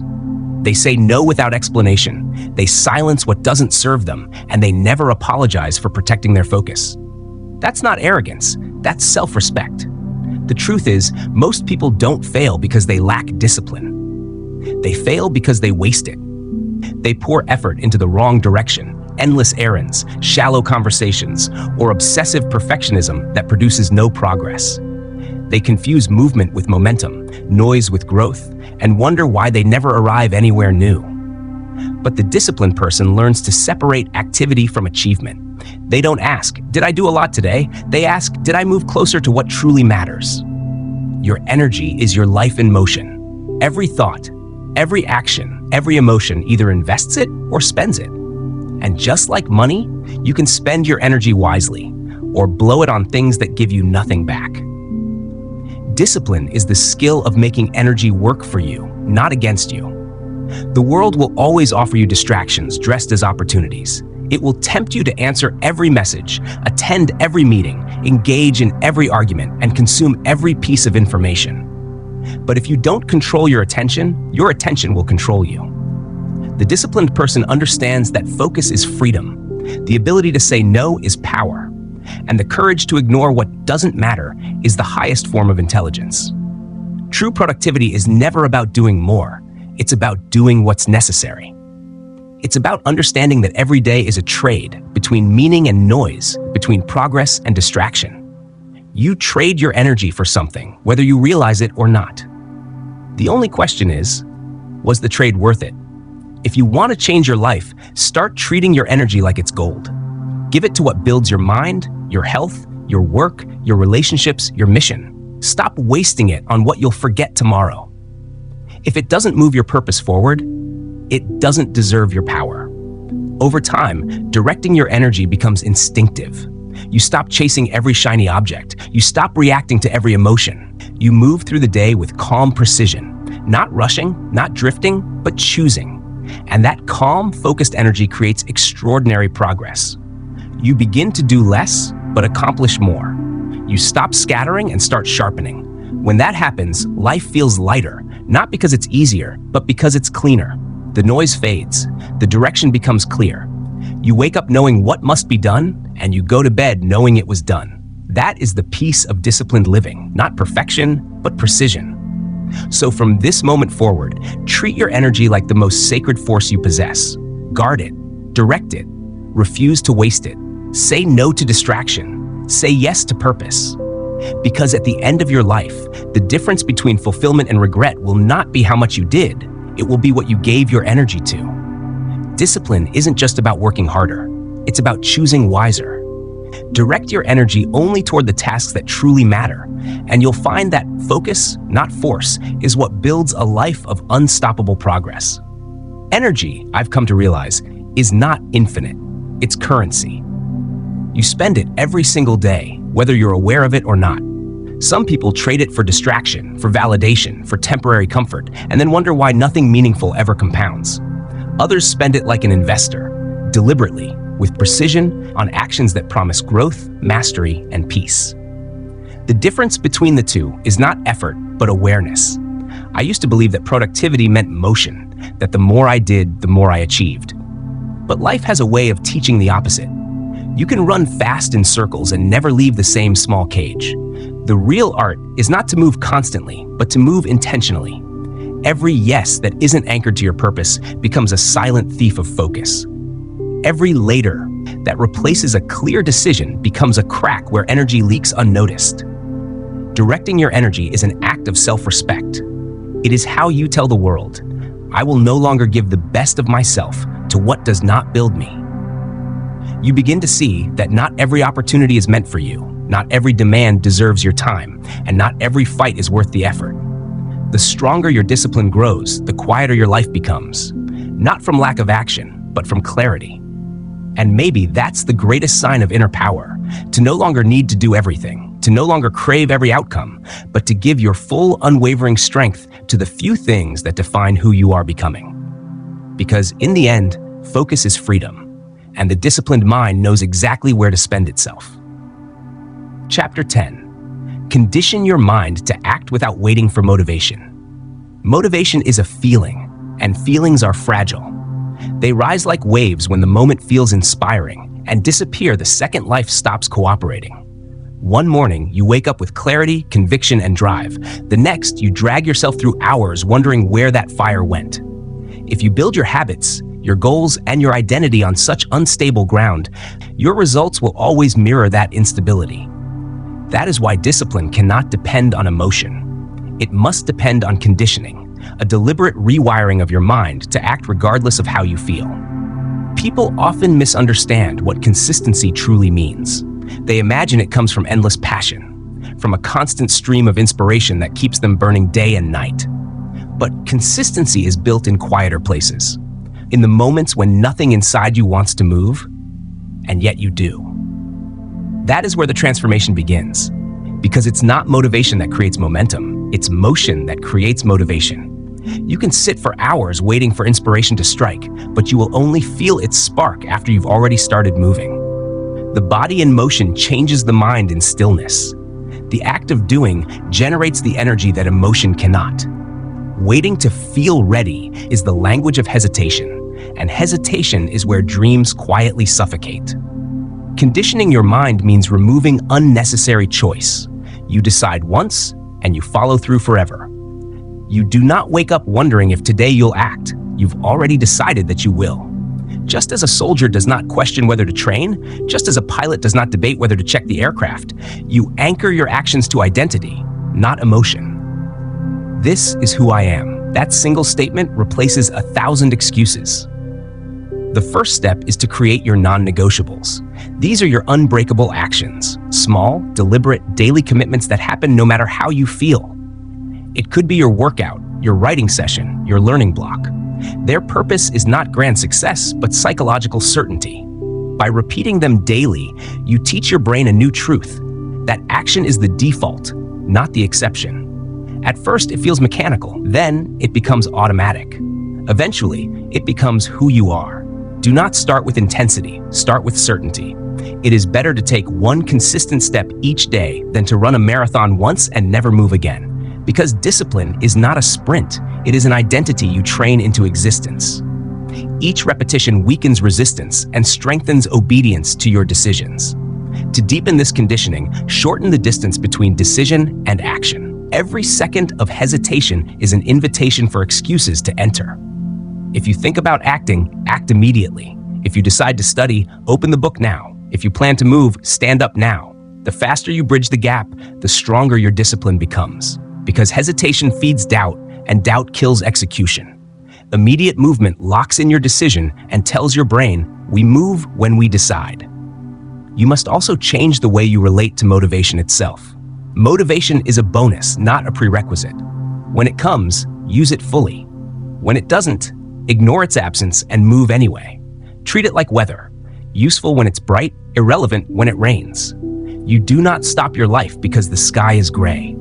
You keep moving because the destination matters more than the weather. One of the most powerful shifts in conditioning happens when you stop saying, I need motivation, and start saying, I am disciplined. When discipline becomes identity, action no longer depends on feelings. You don't try to follow through, you simply do, because that is who you are. Identity-driven behavior is the most reliable form of consistency. You must also expect resistance. Your mind will fight back, whispering temptations disguised as logic. You can do it later. You deserve to rest. You'll start fresh tomorrow. That voice never disappears, but it can be overpowered. Each time you act in defiance of that voice, you take back authority. Each time you move despite fatigue, you prove that you command your life. This is how belief in your own strength grows, not from motivation, but from evidence. Discomfort, too, must be embraced as part of the process.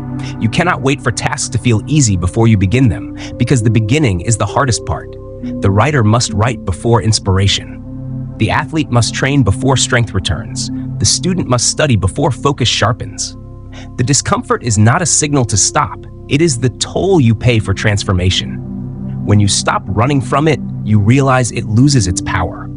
Structure also strengthens conditioning. Without routine, you leave too much room for feelings to interfere.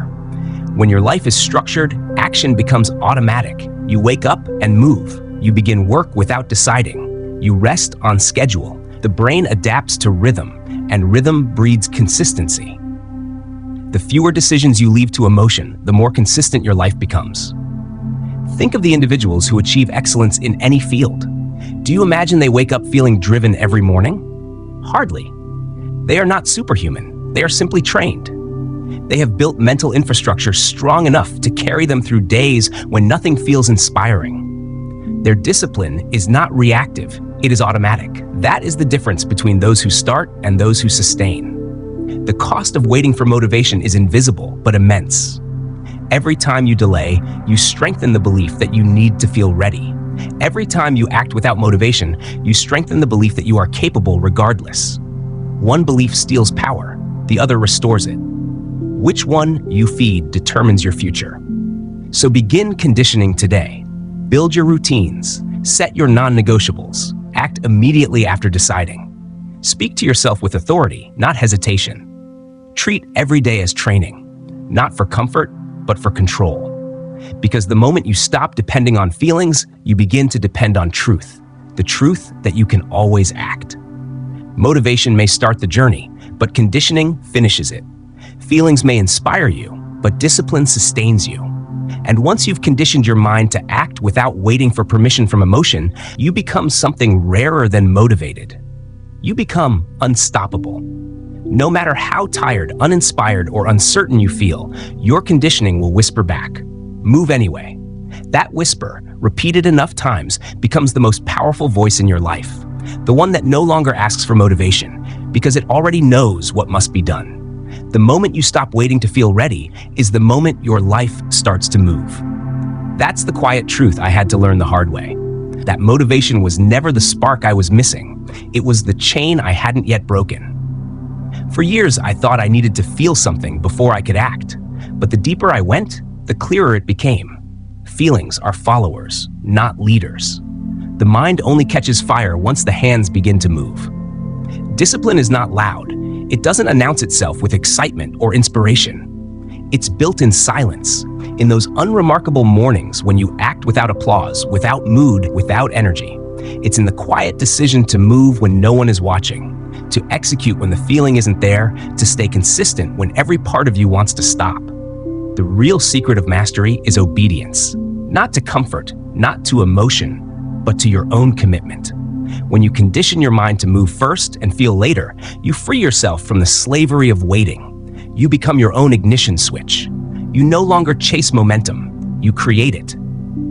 And maybe that's what freedom truly is, to no longer depend on how you feel, but to trust that you can move regardless. Because the day you stop asking your mood for permission, that's the day you stop living at the mercy of inconsistency. That's the day you begin to live on your own command. Discipline is not a theory. It's not a word we whisper when we want to sound strong or a quote we post when we're having a good day. It's a living choice, a relentless act of courage that repeats itself in silence, in private, in the unseen corners of your daily life. And somewhere along this journey through how to force yourself to be disciplined, you've proven something extraordinary, that you are capable of doing what most people never dare to do. Take full ownership of yourself. You've listened, you've reflected, and maybe somewhere between the words and the pauses, you began to see the truth, that discipline isn't punishment, it's freedom in disguise. It's the invisible structure that gives shape to everything you want to build. It's the quiet power that allows dreams to survive long after motivation fades.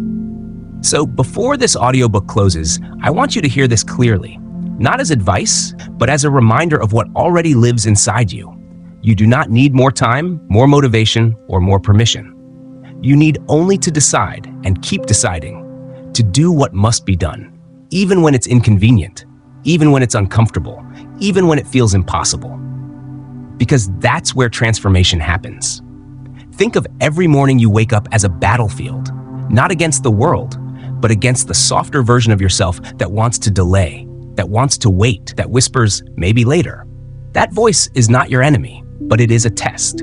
It asks you, do you serve your feelings or do you serve your future?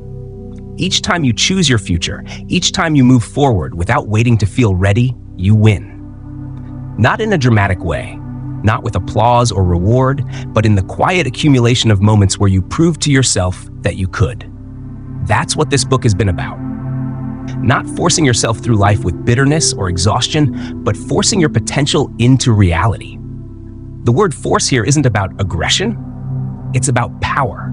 The kind of power that comes from alignment, from intention, from standing up and saying, I will not be ruled by hesitation. You are the force. You are the one who can shift the direction of your own story. And maybe right now as you listen, you feel that tug, that quiet recognition that something inside you is ready to be different. Let it happen. Don't just admire discipline as an idea. Practice it. Turn it into movement, into behavior, into identity. Because all the wisdom in the world means nothing if it doesn't become action. The truth is, you already know what to do. You know what habits you need to start, what patterns you need to break, what excuses you need to end. You don't need 100 new strategies. You need the courage to begin with one, right now. Start small, start simple, start anywhere.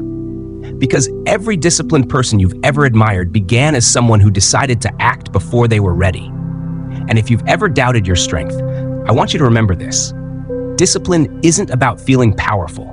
It's about doing what's right, even when you feel powerless. It's about waking up tired and showing up anyway. It's about pushing through when nobody sees you, when nobody thanks you, when nobody even knows what you're fighting for, except you. And that's the part that matters most, you.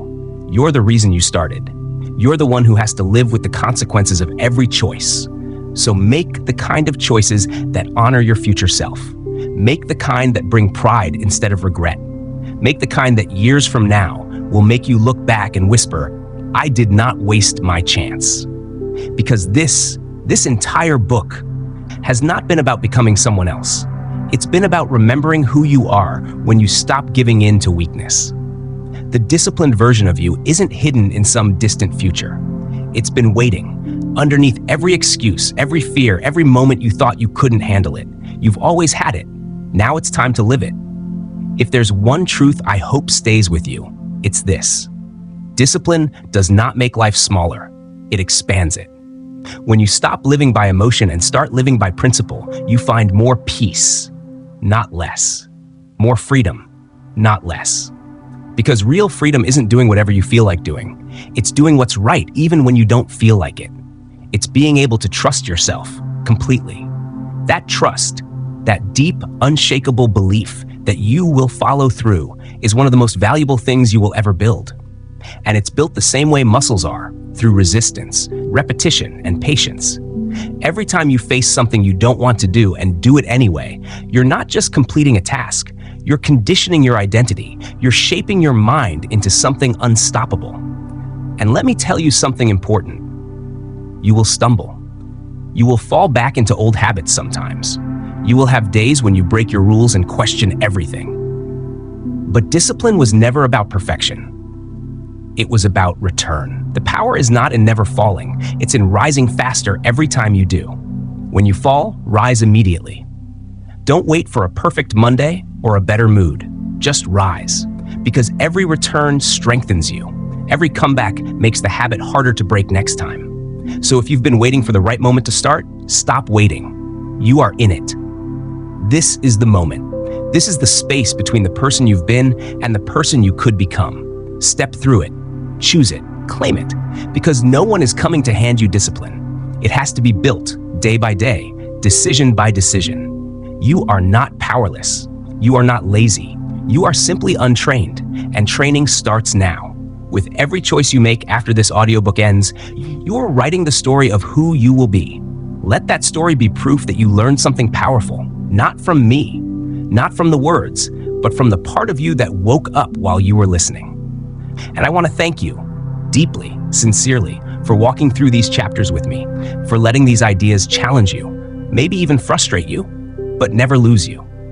Because if you've come this far, you are not ordinary. You are someone who refuses to settle for a life run by excuses. You are someone who understands that discipline isn't a burden, it's the language of greatness. This has been How to Force Yourself to Be Disciplined, and it's been an honor to share this journey with you, here on Book Sounds Better You. My hope is that you don't just finish this book, you begin a new one, written by your own actions. Let this be your call to action, not tomorrow, not next week, but now. Take one principle, one sentence, one idea that stayed with you, and turn it into something visible. Maybe it's waking up earlier. Maybe it's finishing something you've been avoiding. Maybe it's simply keeping one promise to yourself. Do it today. Do it now. That's where your power begins, in the smallest, simplest act of following through. And as you move forward, I hope you never forget this truth. You don't need the perfect mood to start. You don't need external validation to continue. You don't need to wait for clarity to take action. All you need is to decide again and again that you are stronger than hesitation, tougher than comfort, and more capable than fear wants you to believe. So take this with you, not just as motivation, but as a declaration. You will act before you feel ready. You will finish what you begin. You will direct your energy toward what matters. You will build a life that makes you proud. And when your mind tries to convince you to quit, you will remind yourself that discipline is not a prison. It's the door to freedom. And I hope sincerely that as this final moment fades, you feel something deeper than motivation. You feel ownership. The quiet, calm strength of knowing that everything you want is possible, not someday, but today, if you are willing to force yourself into consistency, into clarity, into courage. Thank you for listening, not just with your ears, but with your heart. Thank you for daring to grow, for standing face to face with your resistance, and for choosing discipline over comfort. And as you step into what comes next, I leave you with this wish, that your days be purposeful, your nights be peaceful, and your spirit unbreakable. May you wake tomorrow with the same resolve that brought you here today. And may every action you take from this moment forward be a reflection of your strength, your courage, and your belief in who you're becoming. This is your story now. This is your moment to live what you've learned. And the world is waiting to see what happens when you stop waiting for motivation and start becoming the disciplined force you were always meant to be. This is Books Better You, and this is the beginning of your next chapter.